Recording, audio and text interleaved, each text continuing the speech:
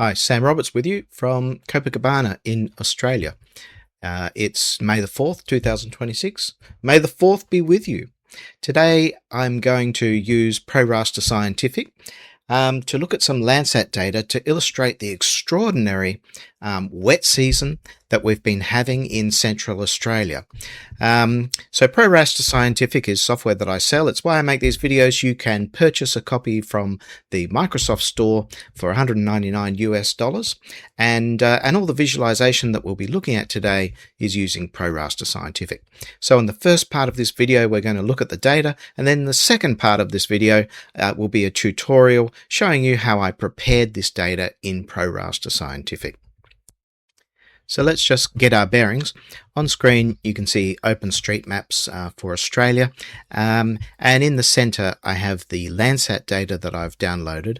There are 30 scenes in total, so there are 5 paths and there are 6 rows in each of those paths, so a total of 30 scenes. So let's take a look around. The primary feature is this big lake, which is right in the center. This is Lake Eyre, now called Katitanda, Australia's inland sea, and at the moment you can see that it's filling up with water that's coming down from the river systems in Western Queensland. And what we're going to be looking at is comparing this data from April 2026 with data from 2022, which itself was a wet year. But this year is extraordinary. Not only has there been flooding down through the Channel country into Lake Eyre, but there's also been widespread rain across the central deserts, and the whole place is really blooming and coming to life, and we'll see that, and we'll also measure it with Vegetation Index calculations and statistics. So just taking a look around. So in the south of the area here, let's just figure out where we are. Here's Adelaide, down here is Melbourne, and here's Sydney, and I'm just to the north of Sydney, coming to you from Copacabana. So in the southern area we have Lake Torrens, we have Katitanda South, we have Katitanda North. This is the Woomera Defence Area where they fire off missiles and so forth for testing. You might be familiar with towns like Cooperpedy, which is here, William Creek, which is a small town from which you access Katitanda, and perhaps going north, you'll find Alice Springs, and out here to the west of Alice Springs is Uluru or Ayers Rock. To the east of Alice Springs is the Simpson Desert. So this whole area here is the Simpson Desert. Lots of sand dunes, a real adventure for people to cross. And if you're going to cross the Simpson Desert, you'll usually go from here, which is Birdsville, and people will go across directly, or they might take something from like the Binns track, which comes up from Mount Dare and comes through the sort of the western area of the Simpson Desert and comes out to Alice Springs. So flowing into Katitanda, you have on this side the Cooper Creek, which is quite a famous waterway you might have heard of, and up here we have the Diamantina River. Over here we have the Georgina River system. This is multiple rivers coming down from the Gulf country, Mount Isa up here, and here we have the Channel country of Western Queensland.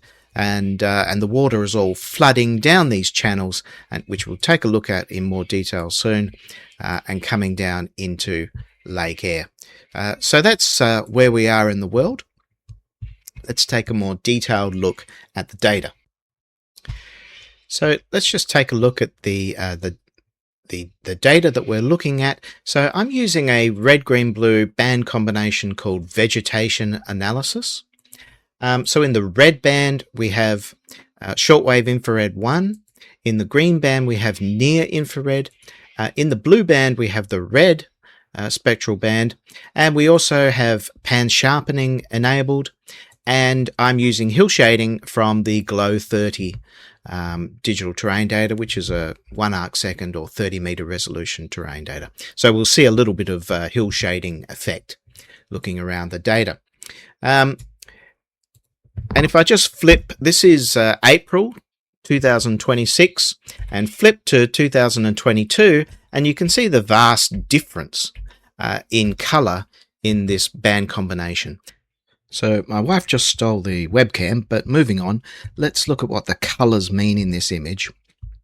So it's a healthy vegetation, red, green, blue band combination. So green is for vegetation. So where we have a darker and brighter green, we have healthier vegetation. And where we have yellow and red colors, we have no vegetation or poor vegetation. And conveniently, with this color scheme, you also get blue for water bodies. And in this case, the depth of the water is reflected in the deepness of the blue. So looking at the lake itself, Kaditanda, you can see that it's filling from the south upwards, and it's currently the water is deepest in the south. And here are the channels feeding into the lake, and up here it's a very light blue, so not so deep. And we can see that in some of the other lake systems as well.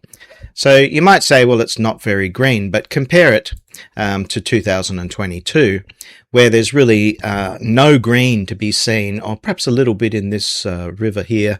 Not much green at all to be seen in this image. So it's quite a stark difference between 22 and April 26. But before I go on, I'll just take you up here to the Georgina River and to the Diamantina Rivers, and you can see that in 2022 there's already been a flood event, and in fact we've captured another flood event in progress. So as the satellite has come zinging down this path, it's actually captured this flood event in progress. There's water flowing through these braided channels down the Diamantina and down the Georgina and down towards Lake Eyre. So 2022 was not a bad season. It was, in fact, it was quite a good season. But compared to 2026, it really doesn't even come close. So going back to those two river systems, you can see that the deep greens here that we're getting because the floods have come down, and now we're getting all that vegetation growing along there, and the cattle moving in to eat it all. So let's take a little bit of a closer look now. Remember that this is all being rendered in real time from the original Landsat data, bringing together about I guess about 40 gigabytes of data on screen. So coming down the Georgina River system, you can see all of the healthy vegetation in this system. There are some areas where you still have water lying in the, so we have some billabongs here along this river system. Bit of cloud in some of these images. So just watch out for that. Coming now down the Georgina River system, all very lush. And we start to come into the sand dunes, the very distinctive sand dunes of the Simpson Desert. And you can see now that the water has flowed through this the Georgina and is now all down in these lakes, and is making its way. Look at the complexity of the system here. All these braided channels. Just waiting for ProRaster to catch up and to bring in some high resolution data. There it all comes, and all this water is making its way down into this labyrinth of sand dunes out here in the desert. So here's the Simpson Desert proper, just an endless labyrinth of parallel sand dunes, very long sand dunes. And as we come down here, you can see the water is flowing down in between the sand dunes, making its way down south towards Lake Eyre. Just zoom out a little bit, and again, just wait for ProRaster to bring in the data. So if you were thinking of crossing the Simpson Desert, firstly, you have to have a good four-wheel drive, and you'll probably be travelling in a convoy. And you'll go from Birdsville, most likely, which is over here. Well, you might start at Alice Springs and end in Burnsville. Otherwise, you might go from Birdsville and head towards Alice Springs.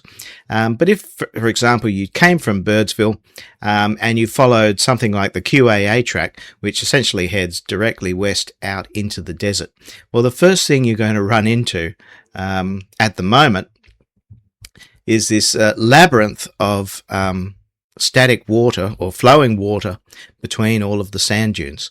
So the normal problem crossing the Simpson Desert is getting your vehicle over the sand dunes, which gets worse over the years because the sand dunes get all cut up, the sand gets loosened, and it becomes increasingly difficult to actually drive vehicles over these sand dunes. At the moment, you get down the other side, and that's when your real problems begin, because you're going to get horribly, horribly bogged in all of that water. So it all comes down, and you can see out here, again, just waiting for the system to catch up, lots and lots of lakes, thousands and thousands of lakes, all filled with water.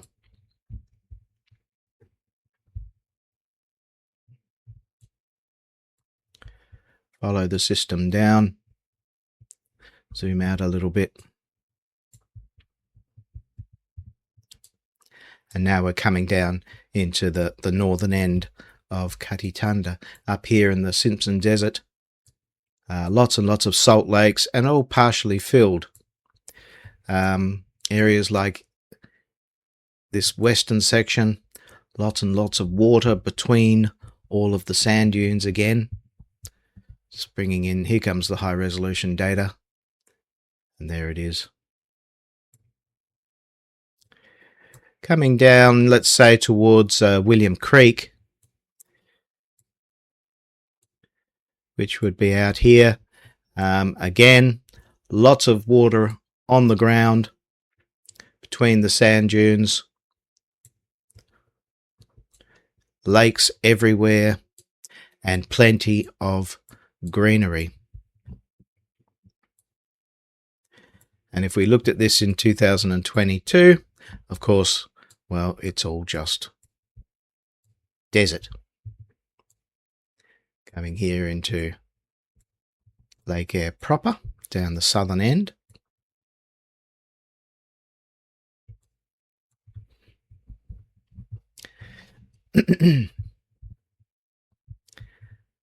Lake Eyre South here, or Katitanda South, and then we get into the northern reaches of the Flinders Ranges, and you can see that quite green throughout the Flinders.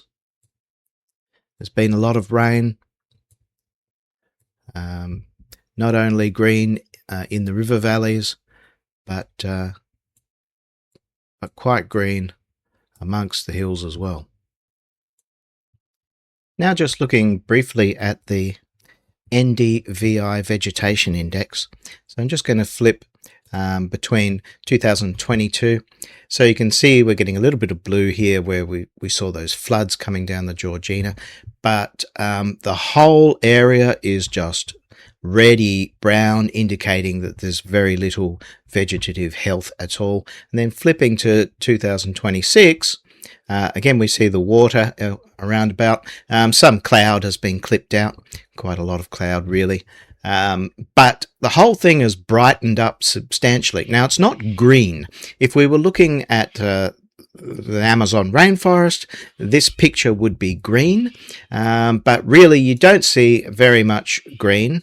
Let's just zoom in here. We see green reflected in the NDVI in these in the actual channel country. We're just waiting for that to catch up, but here it all comes. But outside of that, it's just a lighter yellow rather than this deep red. So we're not looking at the Amazon rainforest, but we are looking at substantial changes in vegetation. So I've computed the statistics just from this entire area. And here's the NDVI distribution for 2022. So it's all very low, bunched up in this 0 to 0.24 range. And if we flip to 2026, you can see that the histogram is much more spread out. The mean and the median have moved up into this higher quality or healthier vegetation range, and the overall amount of healthy vegetation is much larger. So in the second part of this video, I'm going to show you how to do all this in ProRaster. But just as a final note, this is not a once in a generation event. This flood is probably a once in a lifetime event. Let me just bring that back up. Once in a lifetime event. You know, the last time we had this much water in Central Australia was probably back in the early 70s. So it's going to be something to see. And in a few months' time, we'll probably have a wildflower season, which will be extraordinary. So if you're in the US, now is the time to come to Australia and to see this once in a lifetime event. And if you do, make sure you pack a jerry can of fuel in your carry-on luggage, because we could really use it out here, and it might help you to drive from Adelaide into the red centre. So in the second part now, let's look at how we make this data. Okay, I got my webcam back.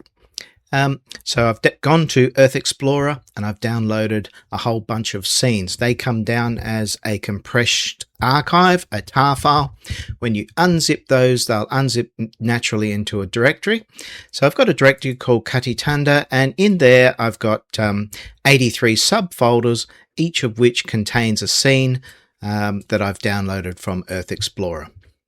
So first thing I'm going to do is import those scenes into ProRaster into a scene database. So I go to the Browse Scenes menu button drop down and go to Add Scenes to New Database by folder search. So I'm going to create a new one and I'll call it Katitanda 2.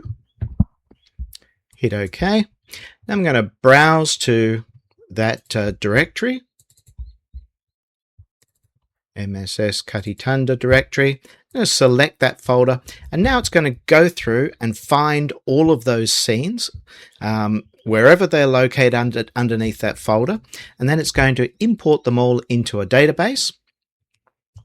And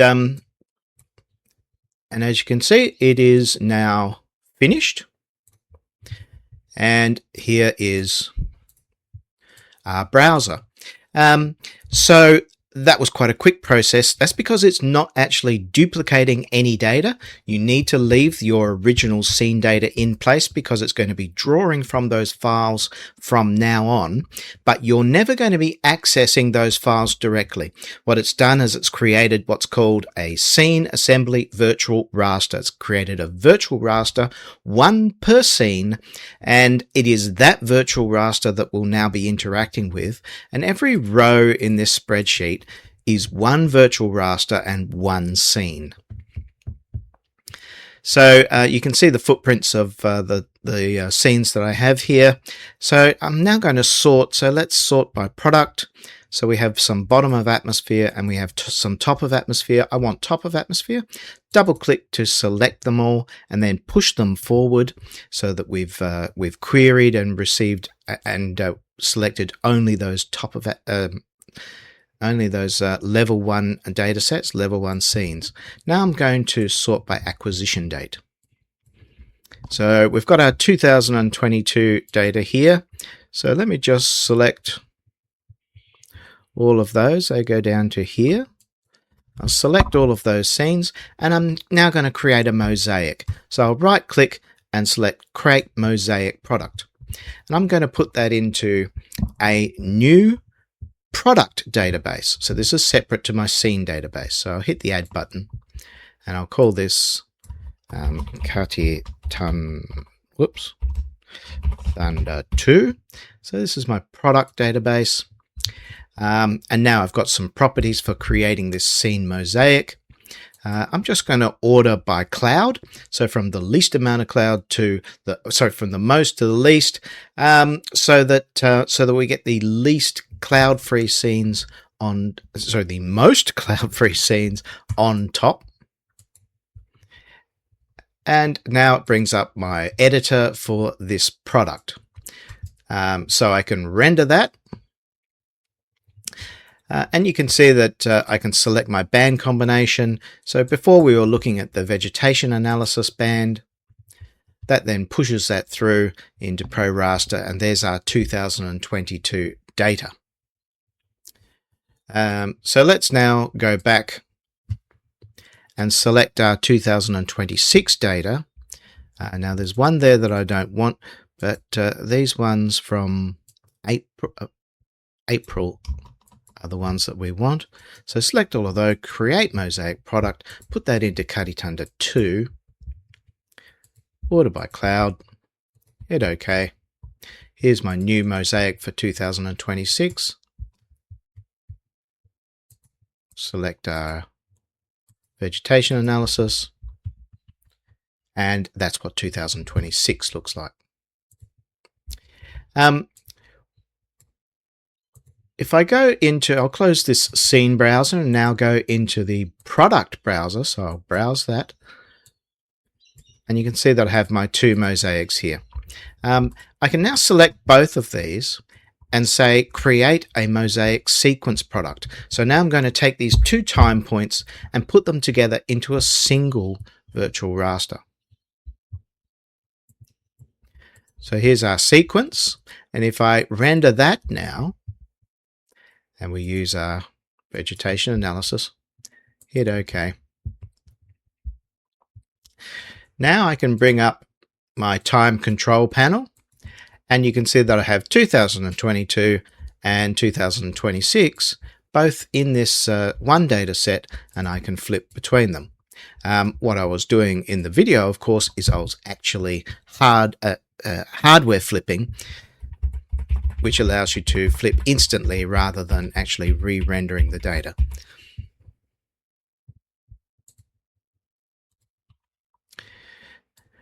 So to do a bit more analysis on this, we then went and computed the NDVI Vegetation Index. So the first thing I want to do is to take out the cloud, because we haven't clipped out any cloud yet. So I'm going to go clip by raster.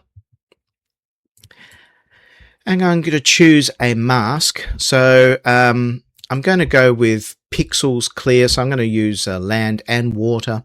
So I'm just going to choose the pixels that are clear of cloud as those that I will mask by. And if I render this now with our vegetation analysis, you can see that we now have these grey sections that are being clipped out. They're the cloud that we don't want to see in our analysis. And now I'll right click on this and derive from this a spectral index computation. Now there are a whole bunch of these, and you can select as many as you want. These are the common ones, and we're just going to use NDVI, Normalized Difference Vegetation Index. There are other options there for scaling and so forth. There's our NDVI. Now if we display that in ProRaster, it uses a different kind of algorithm, and if you go into the color property page, you can see that it's chosen the NDVI data transform and color table. So this is a color table that ships with ProRaster, and it'll automatically select that color table when you display NDVI data, and same for a number of the other spectral indices. So there's our NDVI. To compute statistics of this, I'll right click on it and select statistics. Comes up with this property page. You don't need to set any properties. Just hit OK, and it will then go and compute statistics. Now I won't do that right now because it takes about a minute. But if we go back to our Kati Thunder product that I made before. Here's our statistics that I computed before. So you get your summary statistics. For example, we can look at the median value and the mode. So this is 2022. We have 2 time points in our statistics. So median was 0.14 and mode was 0.12. Going to 2026, the median moves to 0.24 and the mode to 0.23. Going into our histogram, what I showed in the video is I clipped the histogram to between 0 and 0.8. And then we can flip between our 2 time points. This was 2022, where if we're expecting to see green vegetation, we expect to see more distribution that move to these higher numbers. So if we go to 2026, you can see that the histogram moves to those higher numbers. So that's our statistics, and of course you can look at the spatial statistics and get reports and so forth. So if you're looking, for example, for all vegetation, say above 0.24, then that will give you a report. This is for 2026. We get 48% of data, but for 2022, we only get 3% of data above that NDVI threshold of 0.24. So they've just chosen arbitrary, but gives you an indication of the how you can use this to work out the area of vegetation coverage. So, for example, if you're on a cattle station, you want to know what kind of vegetation acreage you've got, you can use this tool to give you some kind of indication. So that's how we did everything behind the scenes with ProRaster Scientific. All fairly simple, mostly completely automated, and works directly from that Landsat data and Sentinel-2 data that you can download currently for free from the United States government and from the EU. So thanks for watching, and happy travels if you're heading out towards the red centre of Australia.